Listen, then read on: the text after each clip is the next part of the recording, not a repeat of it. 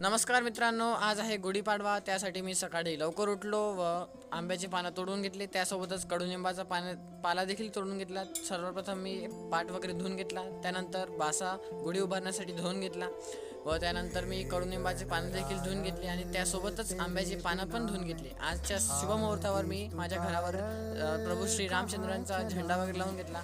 आईने छान प्रकारे रांगोळी काढली होती, त्यावर पाट ठेवला व त्यावर कपडा ठेवला. नंतर आईने पैसा व सुपारी ठेवून त्याची गणपतीची पूजा वगैरे केली व तिथेच गणपतीची स्थापना